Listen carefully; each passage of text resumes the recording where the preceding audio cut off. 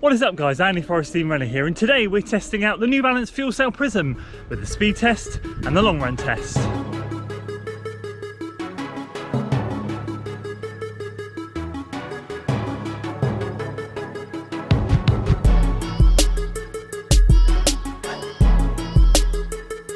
So welcome to this very damp, miserable, wet, rainy and a little bit windy speed test of the New Balance Fuel Cell Prism. I'm actually really excited for this one, despite the fact that I have had very little sleep. Today we're doing 8 by a K and then 5 by 200 meters at the end if we can manage it. But today I've taken the pressure off myself. I just need to get some kind of speed workout done. As I said, didn't get much sleep last night. I'm going to do my best today. We'll see how we fare. The goal today is simply this: 90 seconds recovery, which means we are going for goal half marathon pace or in and around that area, maybe a little bit quicker. We've crept up a little bit quicker over the last couple of weeks on these 1K reps, more around 10K pace.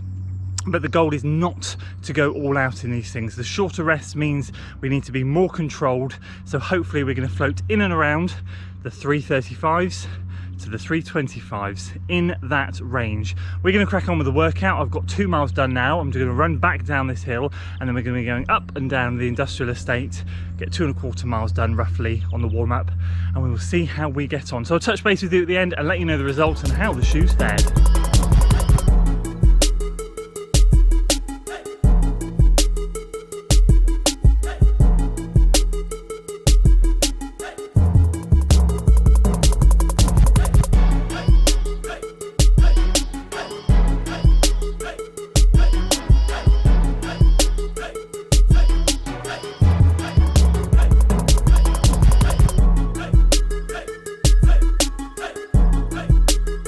There we go, speed workout done and dusted.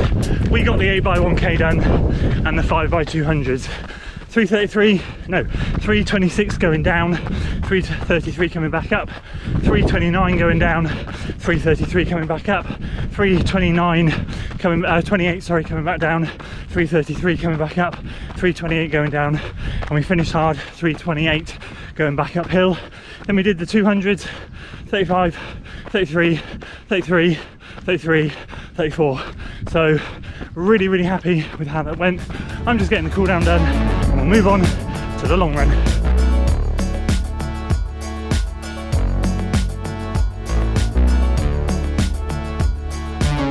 Welcome to long run day. Today is Saturday morning.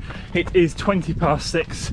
We're out on the industrial estate just before we head off into the woods to do a loop relatively close to home, for the simple reason that we had 3.5 hours sleep last night. I'm not even joking. So today we're testing the Fuel Cell Prism on the long run. I had such grand plans for how it was going to go. Had a workout set up on my watch and everything. First structured long run workout, not just going out there, going hard, going steady. I had a workout.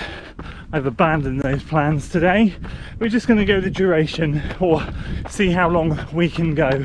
The goal is just to get some good mileage in to the shoes and see how they hold up over the distance. Hopefully time on feet will be a good one.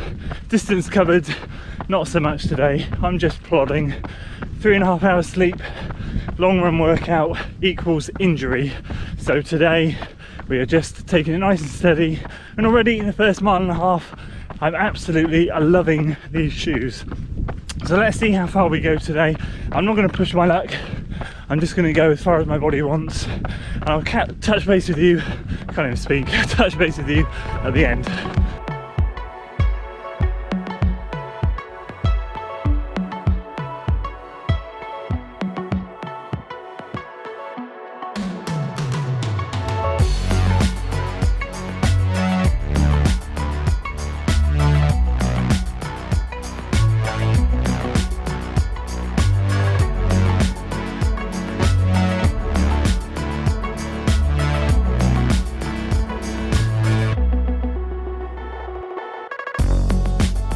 So we are now up to 46 miles in the New Balance Fuel Cell Prism. That's 8 by a K with 5 by 200 done for the speed test and a 19-mile long run. So much to talk about with this shoe, but let me tell you one thing for starters. This is fast becoming one of my favourites for 2020. So as always guys, we'll start by talking with the speed test, we'll jump to the long run test, and then I will give you my overall impressions. So let's start with talking about how these beauties performed on the speed test. As I said, 8 by a K, so we're aiming at the moment within half marathon training to be running kilometre repeats at goal half marathon pace, maybe slightly quicker, which is in an ideal world anything sub 3:35 to around about 3:25. I know that's quite a big range, but I was aiming to hover in and around there, and we obviously achieved that with this shoe. We've been doing that for the last 2 or 3 weeks just to get comfortable with the upcoming half marathon time trial, which I now have a date for and I will release in either the next video or the video after that. So we've been practicing getting acclimatized to race pace, and then we chucked on some 200s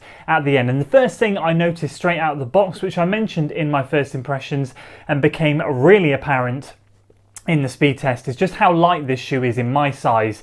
It is super light, 10.9 ounces, 308 grams I think it came out as. For me, that's a really light shoe, and it's nimble. It's light and nimble. I have a wide foot, the toe box is relatively roomy, it fits really nice. It has quite a wide section of material here, so you can get a really good lockdown. I should think people with narrow feet might get a fair bit of bunching up. There's a lot of material going on here, so for me it's absolutely perfect. The fit on this shoe is absolutely second to none. And the first thing I noticed when doing the speed test is the pop in this shoe. Obviously I took it out for first impressions, did 15 miles and ran at a relatively steady state, and I could tell it was responsive. Now, just for clarification, I think a few different YouTubers use the word responsive, and some people have kind of different meanings for that. I'll just quickly explain what I mean by responsive. Obviously, you go through the gait cycle, you're coming in, as you land on your foot and as you toe off at that point, so you're coming in, let's say you land mid-foot, you hit the ground, and at that point, when you're toeing off and pushing off, at that moment when you go, that bit there, pop, you get a pop sensation. Obviously some shoes are very flat, very sluggish, don't have that sensation. This thing does, and it is that fuel cell midsole. It is a little bit firmer composition. We established that in the comments of the first impressions video, so thank you everyone for commenting on that. But I do find this shoe responsive even without a plate, which is great. More responsive, I'd say, than the Brooks Hyperion Tempo. Don't want to compare those two shoes because they really are cut from a different cloth, but in terms of getting a little bit of something back from the shoe, this thing certainly gives you a little bit back. So the kilometre repeats we actually did in this shoe in and around that 3:28 to 3:33 I think it ranged from, felt a lot more comfortable than they did the week before in the Hyperion Tempo or the Pegasus 37. I can't remember what we did them in, but when we did the Hyperion Tempo K repeats, these certainly felt more comfortable than in the Tempo shoe. I'm not knocking the Tempo shoe, I still love that shoe, I'm just highlighting how good of a shoe this is. And then actually when it came to the 200 metre repeats, I ran the 200 metre repeats 2 seconds quicker than I did the week before in the Hyperion Tempo. So I was running between 35 and 37. This week I was running between 33 and 35. It's testament to this shoe. It really is. I mean, yes, my fitness is progressing slowly but surely, and we're hitting peak week this week, but I've got to say this thing really shone. So the one thing that I really took from this speed test in the shoe was its poppiness, its lightness, its responsiveness, and it general lends itself to such a good all-round trainer, which we'll talk about in the end. But in terms of speed work, can you use this shoe for speed stuff? Hell yes. Moving swiftly on to the long run, because I realised I rambled a little bit there. It's such an exciting shoe, it really is. You can tell my enthusiasm for a shoe when I talk too much. This thing I have a lot of enthusiasm for. So we ended up going out and doing 19 miles. I'm a little bit disappointed in the long run because I had planned bigger things for this shoe. Not disappointed in the shoe, just so happened that the baby that for those of you that knew, I have a 4.5-month-old baby. He gave me 3.5 hours sleep the night before the 19-mile long run. Put him down at 10:30, and after trying to settle, he actually went down at 1:20 a.m. It was a long slog, and then he was back up at 5. And I just thought to myself, I have such a busy weekend, I've got to get up, get out. I felt like I was in a coma. I had a watch set up, I had a workout set up on my watch, and I had grand plans to do a long run workout because this shoe really does lend itself with its lightness and nimbleness to that. So I ended up just going out and plodding, and I ended up running, I think it was, well, not plodding, but I ended up running a relatively easy pace, 135 beats a minute, the slowest my heart rate, or the lowest my heart rate has been for a long run in probably about 10, 11, 12 weeks. The slowest I've run a long run in about 10, 11, 12 weeks.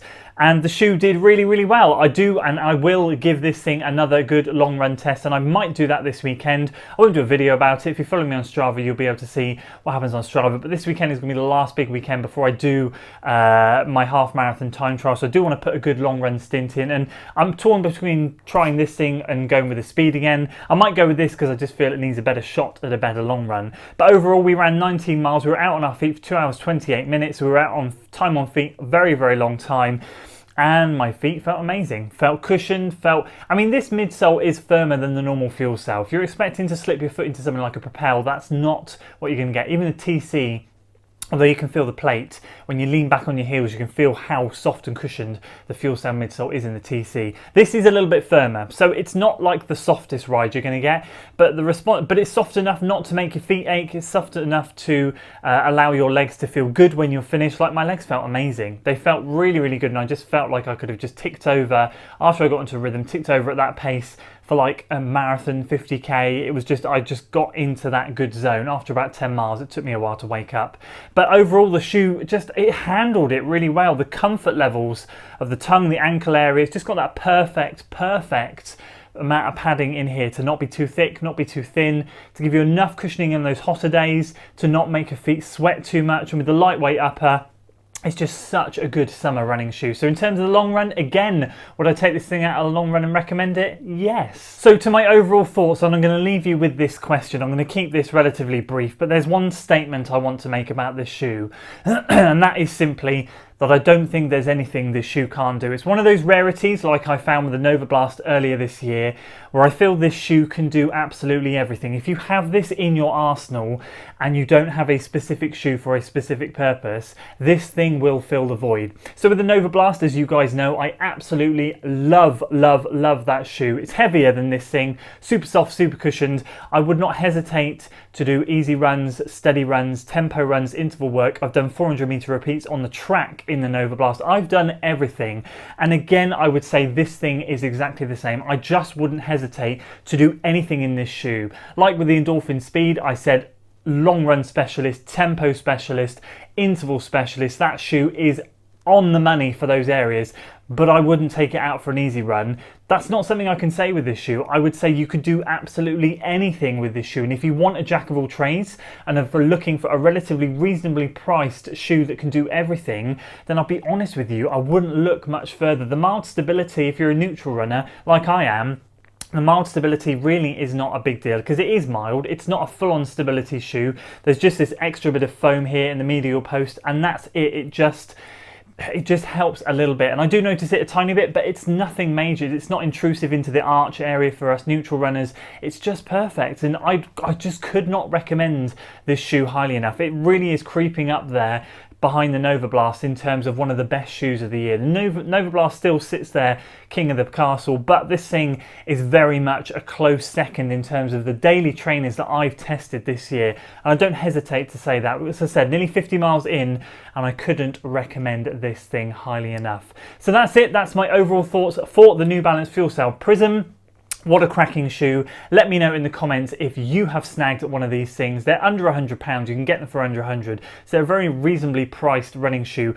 100% worth all the money that this thing will give you. I think this thing is going to go the distance. It's going to last a long time. So let me know, as I said, in the comments below, if you have it, if you like it, if you don't like it, how you've used it, what you find its speciality is, or if, like me, you think it's a great jack of all trades shoe. So that's it for today, guys. If you enjoyed it, please make sure you give it a like, share it with your friends, subscribe to the channel for weekly running content, and as always, I will see you on the next one. Until then.